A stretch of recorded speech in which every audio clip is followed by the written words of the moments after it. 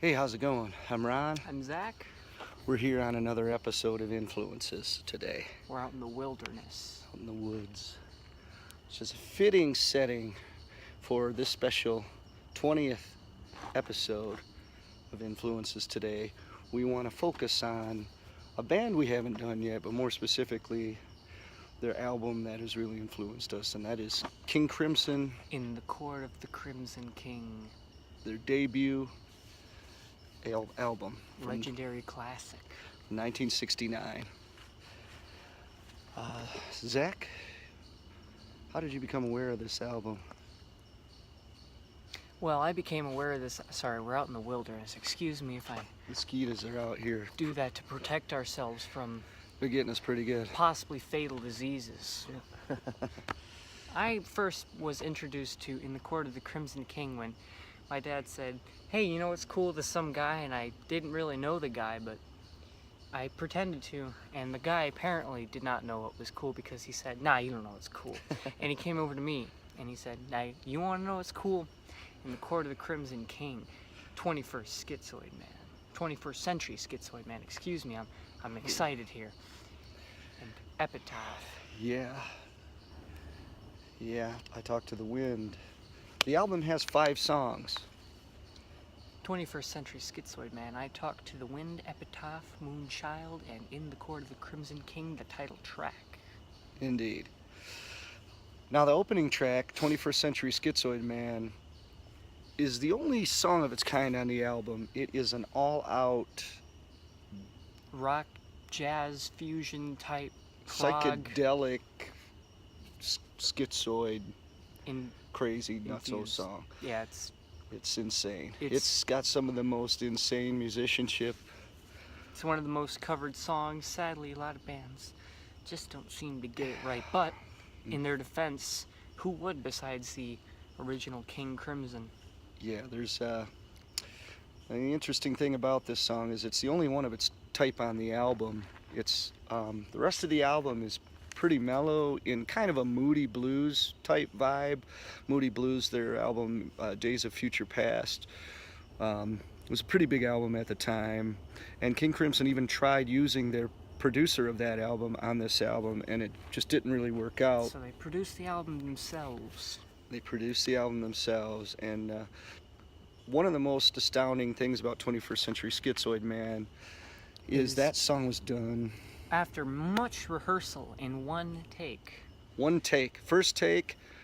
The full band nailed it, and when you listen to the album and you hear all the Intricate little...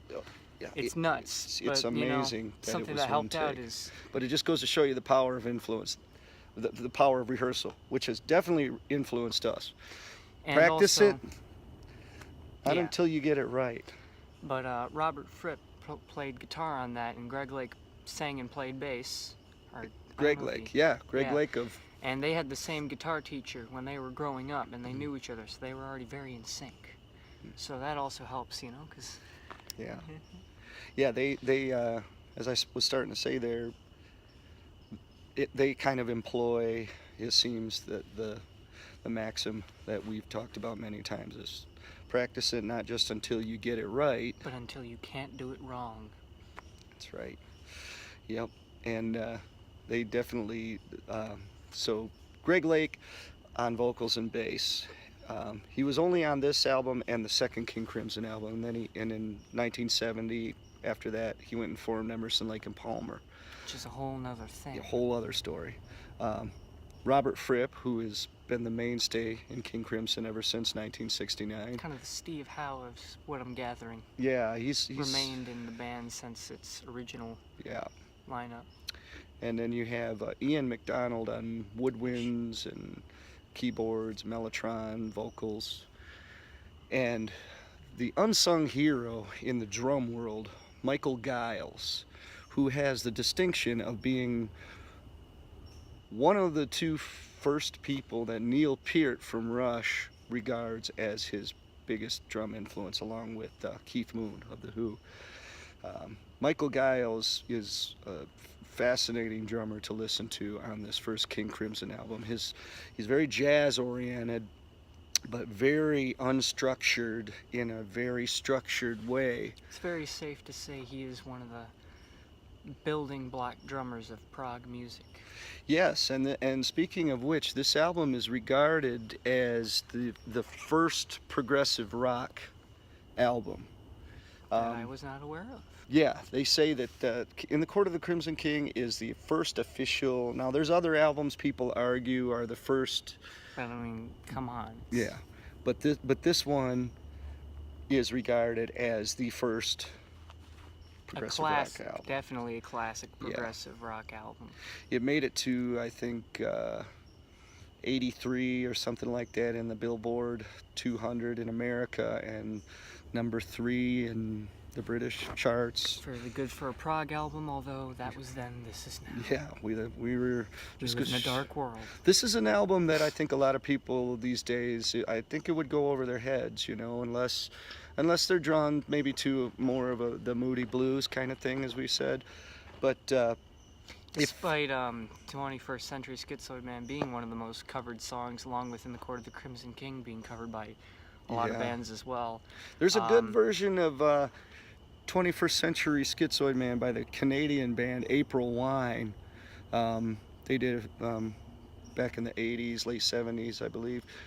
And they did a pretty darn good version of it. And the trick is, you can't do anything, well, I mean, you can't do it too much like the original, or it's not going to work. The original's tough to beat, but there's a version of it somewhere of Maynard from Tool singing it, and but again, there's a lot of versions of this song, but no one matches the original. It's, in my opinion, it's just great. And the other songs on the album, I Talk to the Wind, smooth as smooth gets. Some flute solo. That's the thing. There's a lot of flute on this album, a lot of mellotron. Not everybody's cup of tea. We think it's great. I mean, it depends on how you use it, of course, but yeah. Moving on from there, arguably one of the smoothest, one of the greatest, one of the most masterfully written songs in existence. Epitaph. Probably my favorite song in the world. If I had to choose, but we don't.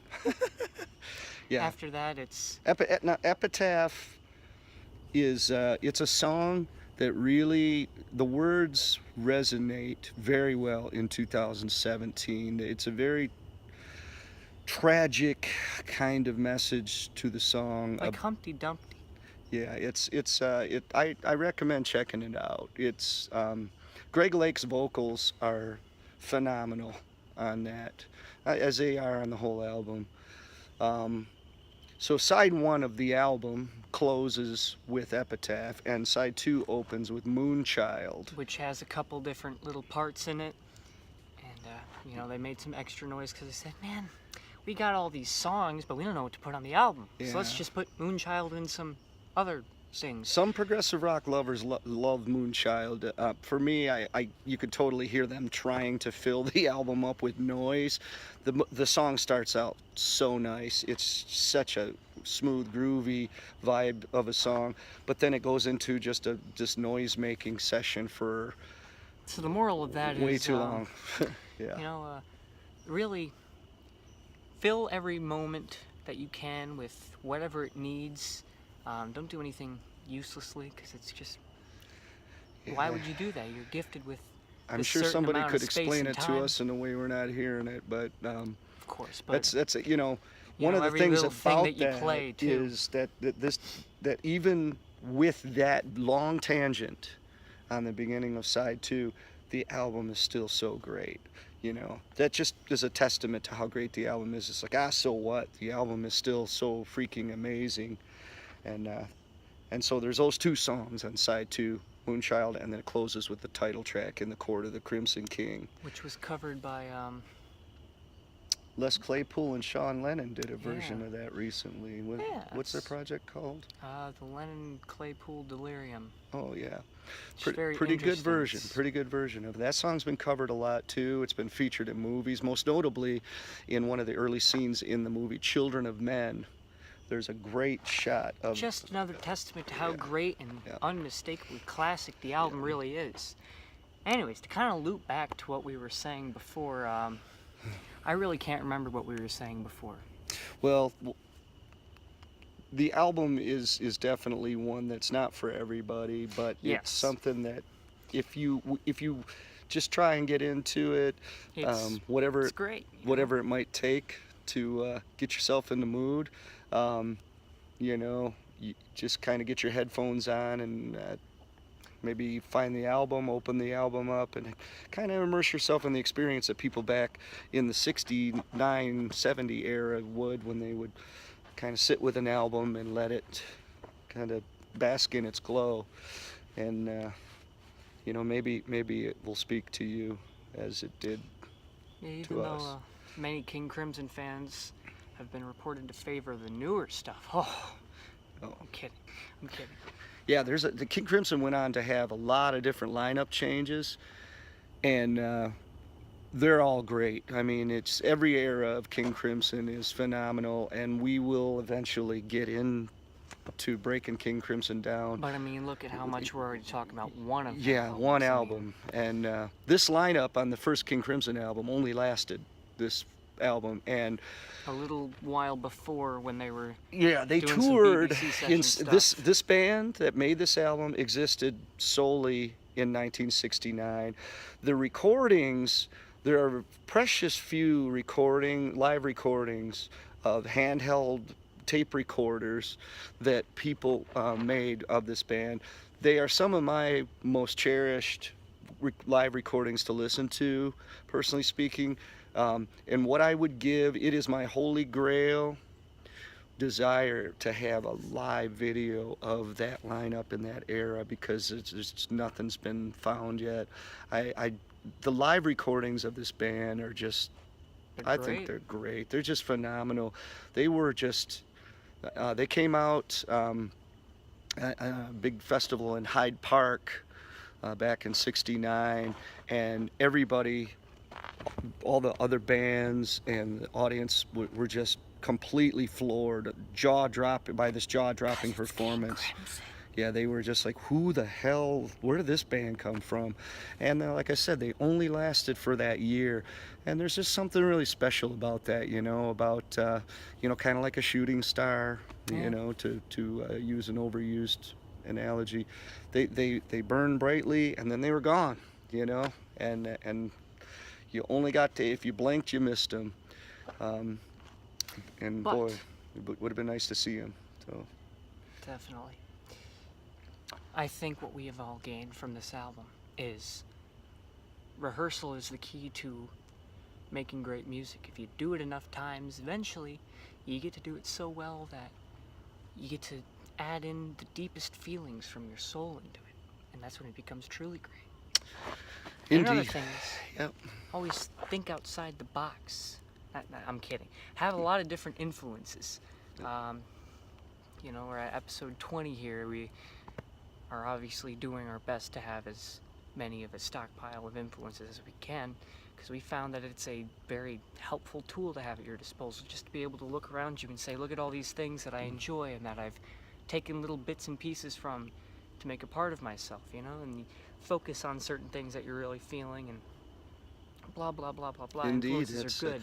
There's a treasure trove, you know, and you know, one of the things that we've talked about before is bands from that era.